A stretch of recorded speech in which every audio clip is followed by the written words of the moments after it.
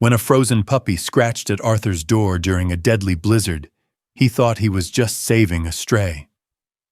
He never imagined this tiny creature would one day have to choose between the man who saved his life and the woman who had never stopped mourning him. As a hidden past begins to unravel at the front gate, Arthur is faced with a heartbreaking question. How do you let go of the only soul that kept your heart beating? Can a lost memory really be the key to a new beginning? Or will the truth shatter the only peace he has ever known? Stay with us to see how these broken threads are woven into a miracle. Please support our channel by subscribing to Touching Tales for more stories that move the heart. Chapter 1. The Symphony of Silence. The clock on the mantelpiece ticked. It was a slow and rhythmic sound. Tock, tock, tock. In the small house on the edge of a sleepy New England town, the ticking was the only music Arthur ever heard. Arthur sat in his usual spot. The kitchen table was made of heavy oak. It was a table built for a family of 4. Now it held only one plate, one glass of water, one set of silverware. He was 65 years old. A retired teacher who had spent decades filling young minds with the magic of history. But now history was all he had left. His own history. He looked at the empty chair across from him. It had been years since Martha passed away. Yet in the stillness of the afternoon, he could almost hear the phantom sound of her laughter. He could almost smell the faint scent of lavender soap that always followed her. But then he would blink. The chair remained empty. The lavender scent was replaced by the smell of old paper and stale tea. Arthur did not go out much anymore. The world outside his window felt too fast, too loud. Neighbors would wave as they hurried to their cars. Young families moved in and out of the houses nearby. They were full of energy and noise. Arthur felt like a ghost watching a parade. He was a relic, a man out of time. His routine was his armor. He woke up when the sun hit the top of the oak tree in the yard. He made oatmeal. He read the newspaper from cover to cover. He tended to a few wilting plants on the windowsill. The silence in the house was heavy. It was not a peaceful silence. It was a thick and stifling blanket. He called it the Symphony of Silence. It had many movements. The low hum of the refrigerator, the groan of the floorboards as the house settled, the whistling of the wind against the chimney. Sometimes Arthur would speak out loud just to break it. "It looks like rain," he would say to the empty room. His voice sounded gravelly and strange to his own ears. He moved to the living room as the light began to fade. The fireplace was cold. Beside it sat an old wingback armchair. It was Martha's chair. He never sat in it. He couldn't bring himself to disturb the slight indentation in the fabric. He sat in his own chair instead. He watched the shadows stretch across the wooden floor. The sun dipped below the horizon. The orange glow turned to a deep and bruised purple. He thought about his students. He wondered where they were now. Did they remember the lessons he taught about the great civilizations? Did they remember how he told them that every person is a thread in the tapestry of time? Arthur felt like a thread that had been pulled loose, a thread that was no longer part of the pattern. He closed his eyes. He listened. Tick, tock, tick, tock. The house felt larger in the dark. The hallways seemed longer. The ceilings seemed higher. He didn't turn on the lights right away. He let the darkness settle over him like a soft coat. It was easier to be alone in the dark. In the light, you could see everything that was missing. In the dark, you could imagine that the house was still full. He got up slowly. His knees creaked. His back was stiff. He walked to the window and looked out at the street. A car drove by. Its headlights cut through the gloom for a brief moment. Then it was gone. The silence returned. Arthur sighed. He checked the lock on the door. He checked the stove. He followed the same steps he took every single night. There was no one to call.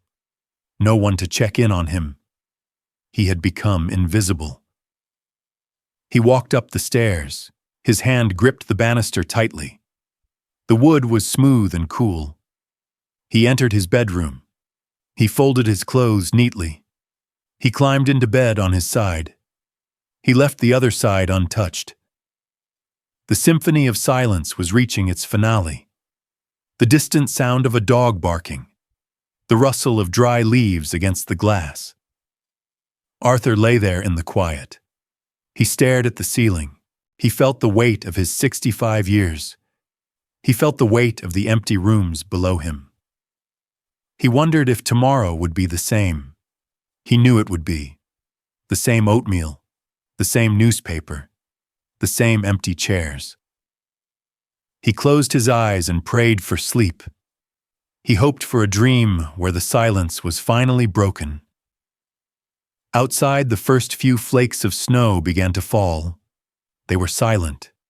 They were cold. They drifted down like feathers onto the quiet streets of New England. Arthur drifted off to sleep.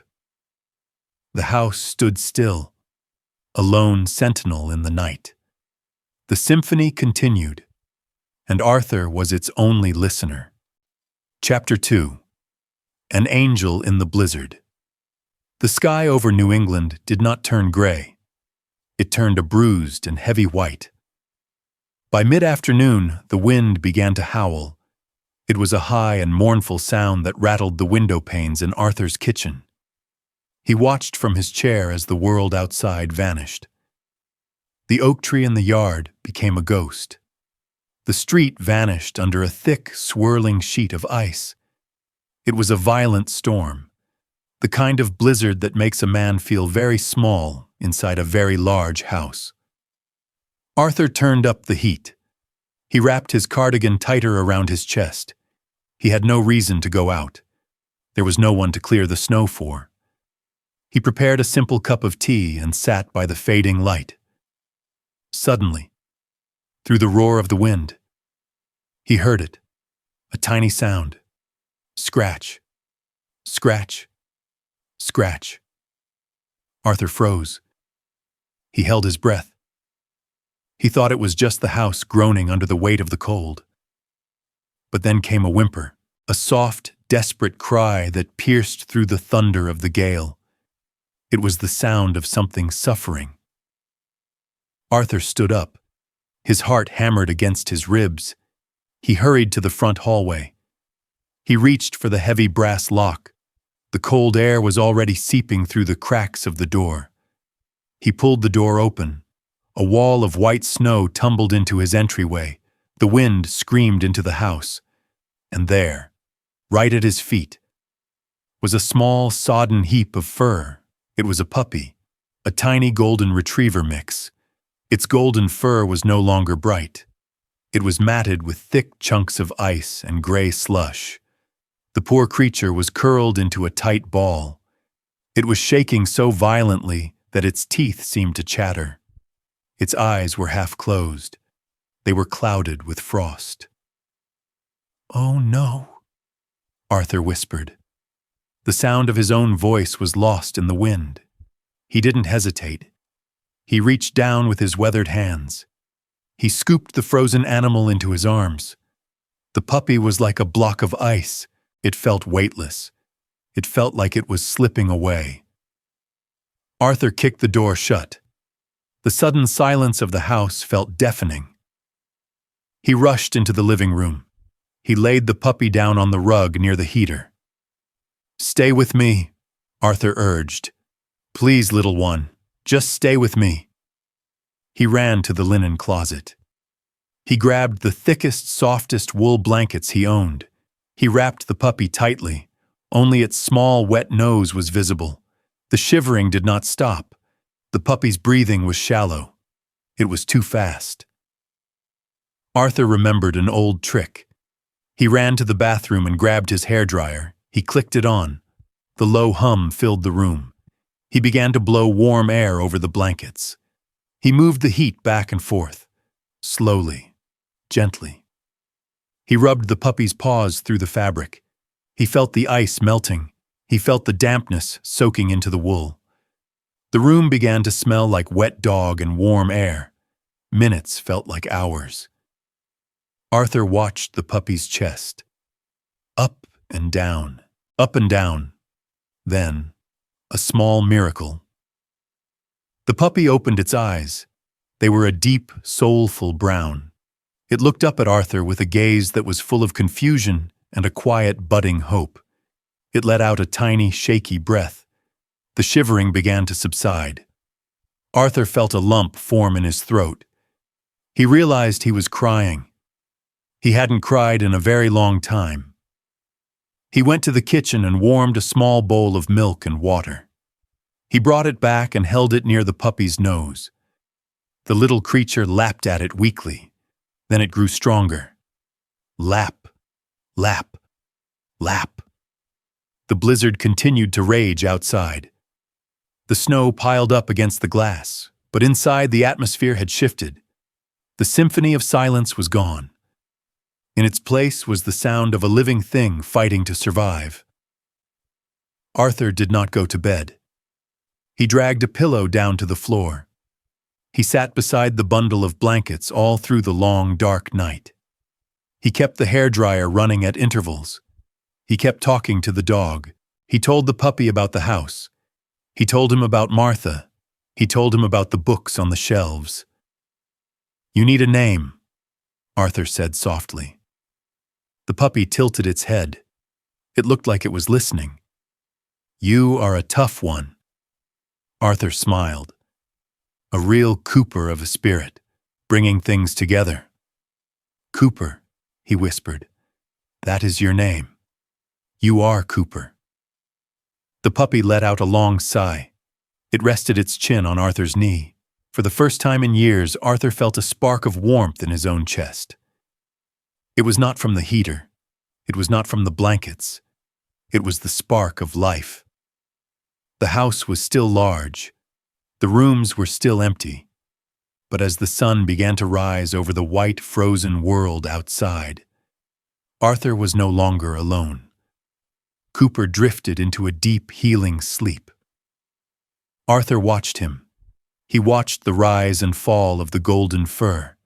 He felt a sense of purpose he thought he had lost forever. The storm had brought a disaster to the town, but to this house, it had brought an angel. Chapter 3. The Trial and the Bond. The seasons had begun to shift. The harsh white of winter had softened into the cool dampness of early spring. Inside the house, life had found a new rhythm. There were bowls on the floor. There were chewed tennis balls in the hallway. There was the sound of 4 paws trotting happily on the hardwood. Cooper was no longer a tiny bundle of frozen fur. He had grown into a sturdy and energetic companion with a coat as bright as a new penny. He followed Arthur everywhere, from the kitchen to the garden, from the bookshelf to the bedside. Arthur felt younger. He walked further. He laughed more. But the shadows of age are never far away. It happened on a Tuesday night. The moon was a thin sliver in the dark sky. The house was quiet. Arthur stood in the kitchen. He was reaching for a glass of water before heading to bed. Suddenly, a sharp and terrifying pain bloomed in his chest. It felt like a heavy iron fist was squeezing his heart. His breath caught in his throat. His vision began to blur at the edges. He tried to reach for the counter. His fingers slipped. The glass fell to the floor. It shattered into 1,000 glittering pieces. Then, everything went dark. Arthur collapsed. He hit the linoleum floor with a heavy thud. He lay there, unable to move, unable to speak. The world was spinning. He tried to reach for the phone on the wall, but his arm felt like it was made of lead. He was trapped in his own body. Cooper was there in an instant. The dog did not run away in fear. He did not hide. He nudged Arthur's hand with his wet nose. He let out a low and worried whimper.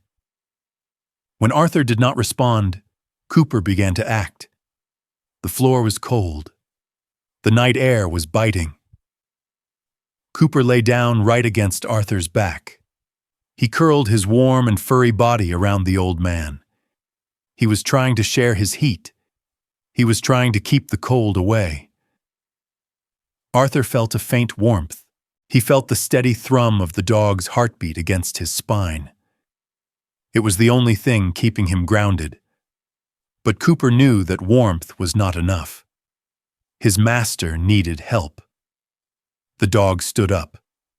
He ran to the large window in the living room. The curtains were slightly parted.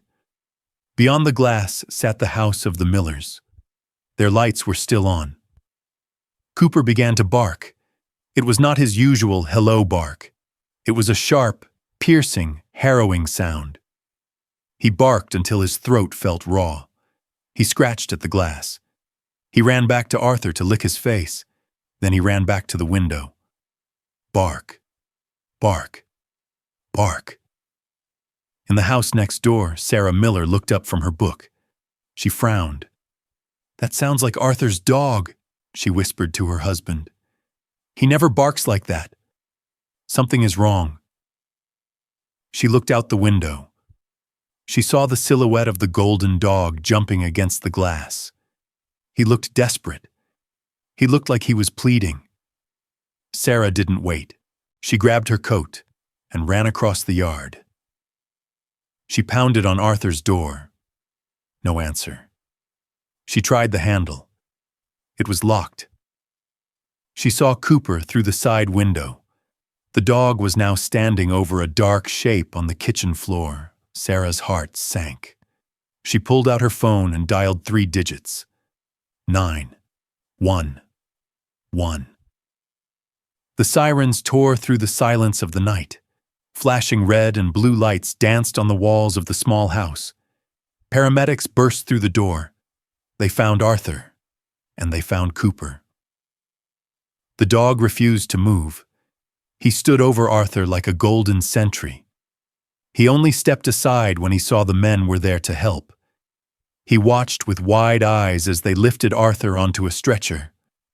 He followed them all the way to the door of the ambulance. Days passed in a haze of white sheets and beeping monitors. When Arthur finally opened his eyes in the hospital, the first thing he felt was a void. He felt the absence of the warm weight against his back. The doctor walked in with a smile. "You are a lucky man, Mr. Arthur," the doctor said. "If your neighbor hadn't heard your dog, well, let's just say he's a hero." Arthur didn't say anything. He looked at his shaking hands. He thought about the night on the floor. He thought about the barking. He thought about the warmth of the fur against his cold skin. A week later, Arthur returned home. He walked through the front door slowly. He was tired. He was weak. But then, a golden streak came flying down the hallway. Cooper skidded to a halt. He wiggled his entire body. He let out a series of happy, muffled yips. Arthur sat down on the entryway bench. He pulled the dog into a deep hug. He buried his face in the soft, golden fur. "Thank you," Arthur whispered. His voice broke. He looked around his house. It was the same house, the same walls, the same furniture. But everything looked different now. Cooper was no longer just a dog he had rescued from a storm. He was the reason Arthur was still breathing. He was a guardian, a savior, a miracle with 4 paws and a wagging tail. The symphony of silence had been replaced by a new song, a song of gratitude, a song of life. Arthur looked at Cooper. The dog looked back with eyes full of unconditional love. The bond was no longer just a friendship. It was a promise. A promise that as long as they had each other, the silence would never be scary again. Chapter 4. The mystery at the fence. The world was waking up. The stubborn frost of New England had finally melted into the soil. Tiny green shoots began to peek through the dead leaves in Arthur's garden. The air smelled of damp earth and new possibilities. Arthur felt the change in his own bones. His recovery was slow, but it was steady. Every morning, he would fasten the leather leash to Cooper's collar. The click of the metal was the signal for their favorite time of day. They walked slowly at first. Arthur leaned on his cane with one hand and held the leash with the other. Cooper walked with a gentle pace. He seemed to understand that his master was still mending. He stayed close, matching his stride to Arthur's careful steps. The neighborhood was peaceful. Cherry blossoms began to dust the sidewalks like pink snow, but as the days grew warmer, Arthur started to notice a recurring shadow in the sunlight. Her name was Eleanor. He did not know her name yet, but he knew her face. She was a woman of about 67 years. She wore her silver hair pinned back neatly. Her coats were always pressed, but her eyes were filled with a hollow, a lingering ache that Arthur recognized all too well. Eleanor did not walk like the others. She did not march toward a destination. She wandered. She moved with a slow, aimless grace past Arthur's front gate. Arthur would watch her from his porch. Sometimes she would stop. She would stand perfectly still by the old wooden fence. Her gaze would drift to the telephone poles. She would stare at the faded, rain-streaked papers stapled to the wood, missing pet posters, long since blurred by the winter storms. Then, she would look into the thickets of bushes. She would peer under parked cars. It was the look of a person who had lost a part of her own soul. She was searching for a treasure that the world had swallowed whole. One afternoon, the sun was high and golden. Arthur and Cooper were returning from their walk. Eleanor was there. She was standing near the edge of Arthur's property. Suddenly, Cooper's entire demeanor changed. His ears perked up so high they almost touched. His tail, usually a steady wag, became a frantic blur of golden fur. He didn't bark. Instead, he let out a sound Arthur had never heard before. It was a soft, high-pitched whimper, a cry of recognition, a sound that carried a strange, aching familiarity. Cooper pulled on the leash, not with aggression, but with a desperate, soulful urgency. He whined toward the woman, his paws dancing on the pavement. Eleanor turned. She heard the cry. For a brief second, her eyes met Cooper's. Her hand went to her throat. She gasped, a sharp, sudden intake of breath. But then, she looked away.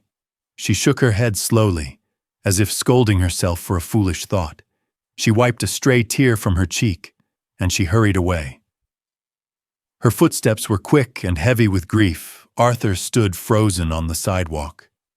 He looked down at Cooper. The dog was still staring down the street. His body was trembling. He looked back at Arthur.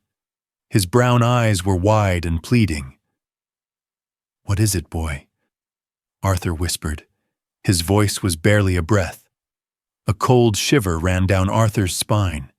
It was not the chill of the wind. It was the chill of a mystery. He felt a deep, twisting sensation in his chest. He looked at the dog who had saved his life. He looked at the empty space where the woman had been standing. There was a connection here. Something hidden in the months before the blizzard. Something buried deep in the snow that had now melted away. Arthur was curious, but he was also afraid. He was a man who had finally found peace in his solitude. He had found a companion who made the silence feel like music. But Eleanor's eyes haunted him. They were the eyes of a mother looking for a lost child. They were the eyes of a woman who was still trapped in the storm. Arthur led Cooper back inside. The dog sat by the front door for a long time. He did not go to his food bowl. He did not reach for his ball. He simply watched the gate through the glass. The house felt very quiet again. The symphony of silence had returned. But this time, the notes were different. They were filled with questions. Arthur sat in his armchair. He watched the shadows of the fence stretch across his lawn. He thought about the missing posters. He thought about the way Cooper whimpered. He knew, deep down, that the mystery at the fence would not stay a mystery for long. The truth was blooming, just like the flowers in the garden. And Arthur wondered, when the truth finally arrived, would he be strong enough to face it? He reached out and stroked Cooper's head. The dog sighed, a long, sad sound. The bond between them felt tighter than ever. But for the first time, it felt fragile. The sun dipped below the trees. The neighborhood settled into the evening.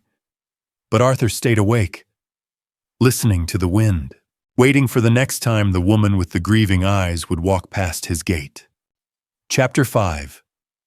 A heart-wrenching reunion. The afternoon was a masterpiece of gold and blue. The air was warm. The scent of freshly cut grass drifted through the neighborhood. It was the kind of day that made a person feel that life was a gift. Arthur stood on his front lawn. He felt stronger today. The sun warmed his shoulders. He held a bright yellow tennis ball in his hand. Cooper sat at his feet. The dog's eyes were locked on the ball. His tail was sweeping back and forth. Thud, thud, thud against the soft grass. "Ready, boy?" Arthur asked. His voice was clear and full of affection. He tossed the ball. It sailed through the air. Cooper launched himself forward. He was a golden blur against the green. He caught the ball mid-air. He landed gracefully. He turned back toward Arthur with pride in his step. At that exact moment, a figure appeared at the edge of the property. It was Eleanor. She was walking slowly as she always did, but today she was not looking at the ground. She was looking at the dog. She stopped. She froze in her tracks. Her hands dropped to her sides. Her eyes began to widen.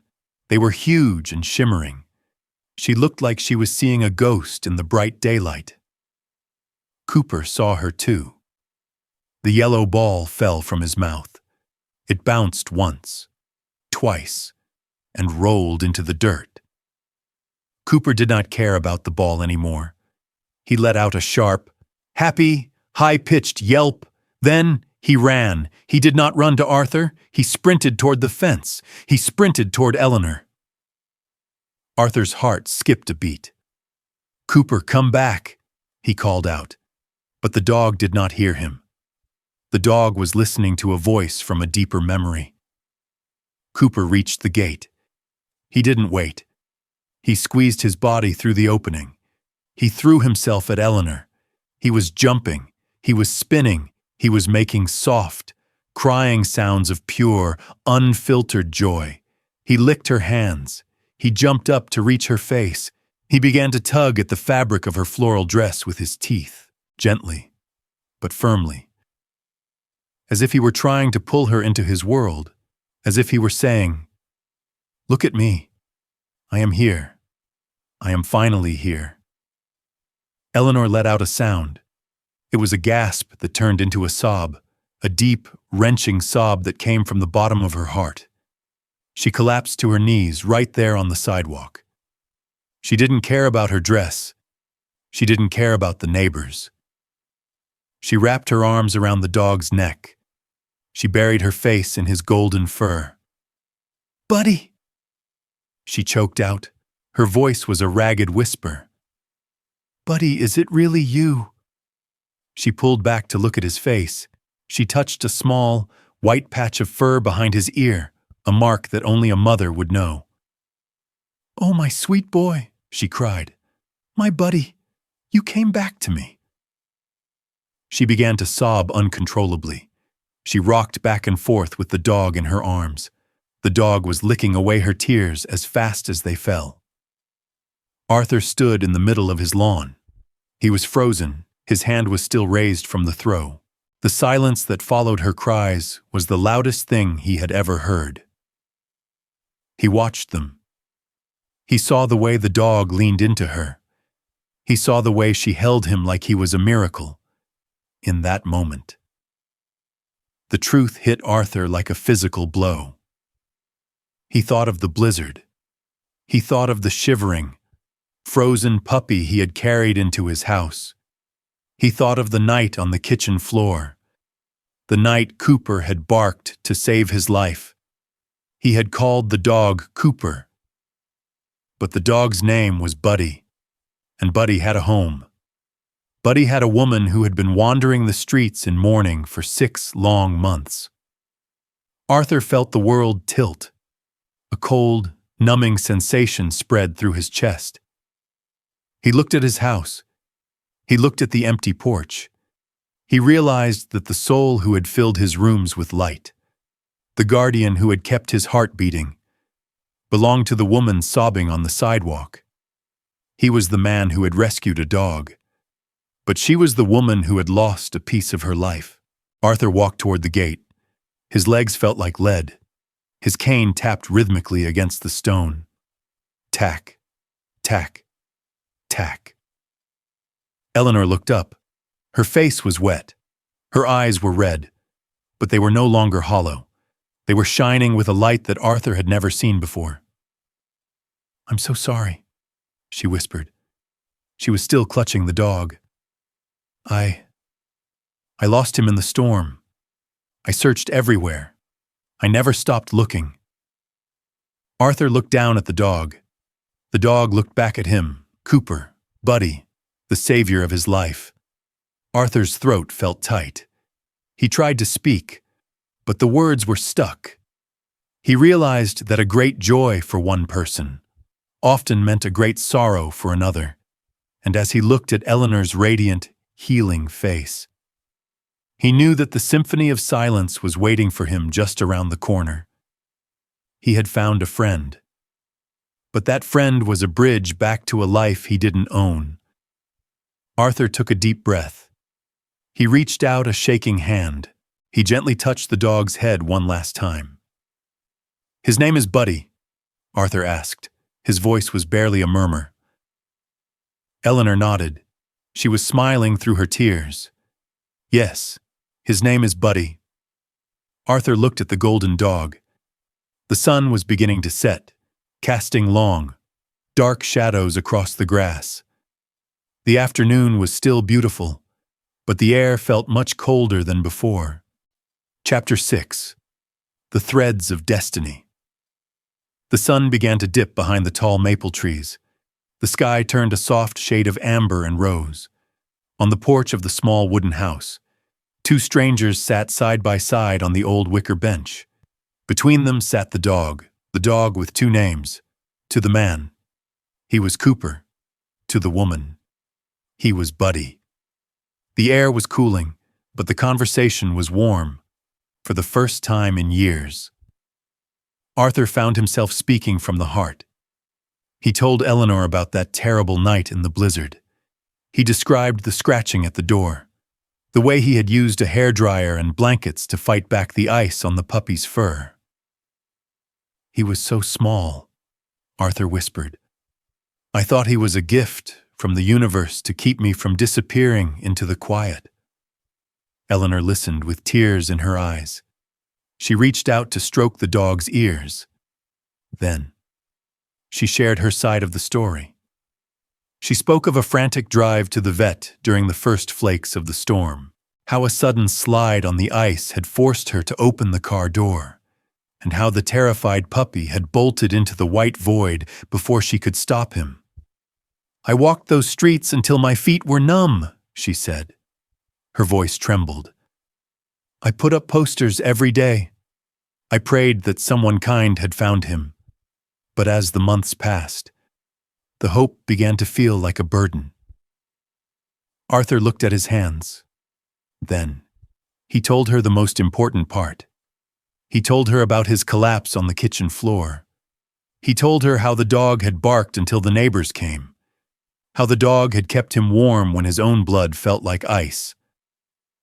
"He didn't just move into my house," Arthur said.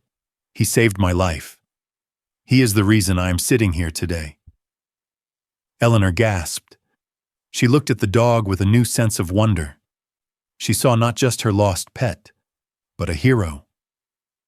The dog seemed to sense the weight of the moment. He did not run off to chase a squirrel. He did not bark at the passing cars. Instead, he leaned his heavy head onto Arthur's knee. At the same time, he rested his front paw firmly on Eleanor's lap. He refused to choose. He belonged to both of them. He was the bridge between two separate islands of grief. Arthur felt a sharp, twisting pain in his chest.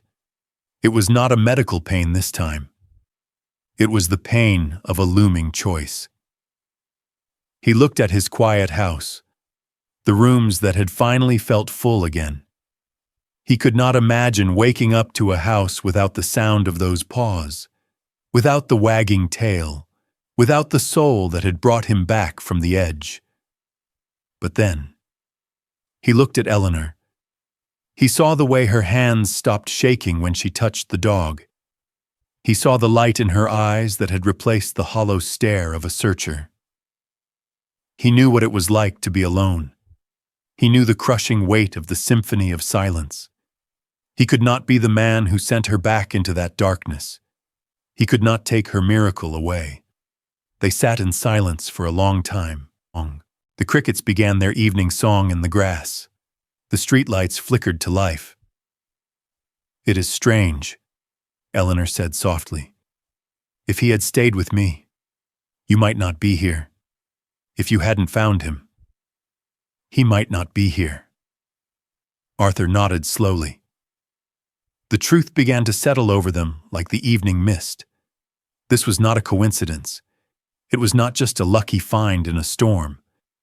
This dog was a thread, a golden thread of destiny. He had been sent into the blizzard to find a lonely man. He had stayed to save that man's life. And then, he had pulled that man out of his house and toward the fence, just to find the woman who was also lost in the dark. The dog had woven their lives together. He had tied two people who had given up on the world into a single knot. Arthur looked at Eleanor. She looked back at him. The fear of the choice began to fade, replaced by a realization that was as bright as the rising moon. Perhaps the dog didn't have to choose. Perhaps neither did they. The silence on the porch was no longer empty. It was full of a new, quiet possibility. A possibility that two lonely people and one heroic dog might just be enough to start over. Arthur took a deep breath. The air was sweet with the scent of spring. The threads of destiny had been pulled tight, and for the first time, Arthur wasn't afraid of where they might lead. Chapter 7. The House of Warm Hearts. The moon climbed higher into the New England sky. The air grew chilly, but Arthur did not want to go inside. He did not want this moment to end. He looked at Eleanor. She was leaning down to whisper something into the dog's ear. Her face was soft. It was the face of a person who had finally found her way out of a long, dark tunnel. Arthur cleared his throat. His heart was beating with a strange new courage. "Eleanor," he began. His voice was steady. "I have spent a long time in this house alone. It is too big for one person, and it is too quiet for a heart that has been broken." He paused. He looked down at the golden dog. The dog was looking back and forth between them. His tail gave a single, hopeful thump against the wooden porch. Managing everything alone, at our age, it is not easy. Arthur continued. And neither of us should have to say goodbye to this hero. Neither of us should have to return to the silence. Eleanor looked up. Her eyes were searching his. Arthur took a deep breath. Stay here. Move into the guest room. We can share the chores. We can share the walks. But most importantly, we can make sure this dog never has to choose between the two people he loves. The silence that followed was not empty. It was full of the weight of a life-changing decision. Eleanor looked at the house. She looked at the garden where she had found her buddy. Then she looked at Arthur, a man who had saved a freezing puppy, a man who had survived a storm of his own. She reached out and placed her hand over Arthur's weathered fingers. I would like that very much, she whispered. And just like that, the threads were tied. The days that followed were a blur of motion. There were boxes to move. There were curtains to wash. The house that had felt like a museum of the past began to feel like a home for the future. The kitchen table was no longer set for one. Now, there were 2 plates, 2 glasses, and a large ceramic bowl on the floor that never stayed empty for long. They became a team. Arthur handled the garden and the heavy lifting. Eleanor brought life back to the kitchen. The smell of baking bread and fresh coffee replaced the scent of dust and old paper. They walked together every morning. Arthur with his cane, Eleanor with her gentle smile, and the dog Cooper to one buddy to the other, striding proudly between them. The neighbors noticed. They saw the lights burning late into the evening. They heard the sound of music and laughter drifting from the windows. The invisible man was invisible no more. Arthur and Eleanor shared their stories. They spoke of the people they had lost. They spoke of the dreams they once had. They found that, even at 65 and 67, there were still new chapters to be written. The dog was the happiest of them all. He no longer had to look at the gate with longing. He no longer had to whimpering at the fence. He had his mother. He had his father. He had a pack. One evening, the sun was setting behind the hills. The sky was a brilliant canvas of orange, gold, and deep violet. Arthur and Eleanor sat on the porch swing. The rhythmic creak of the chains was a peaceful sound. The dog lay at their feet. His head was resting on his paws.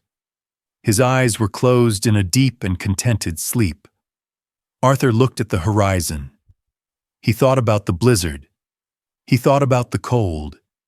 He thought about the man he used to be, a man who was waiting for the end in the dark. He felt a warmth in his chest. It was a warmth that would never fade. "We are very lucky, Arthur," Eleanor said softly. Arthur nodded. He watched the last sliver of the sun disappear. "Yes," he replied.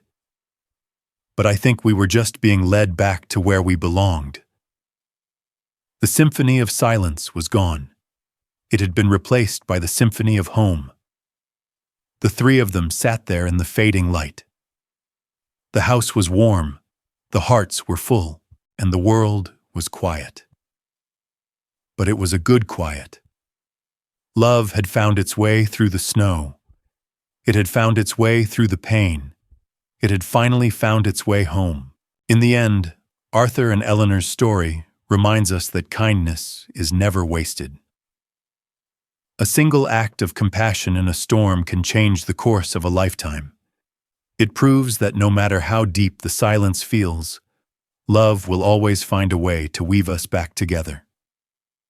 If this journey touched your heart, please join our small community by subscribing and sharing your thoughts in the comments. Your support means the world to us. Now a new story is waiting for you on the screen.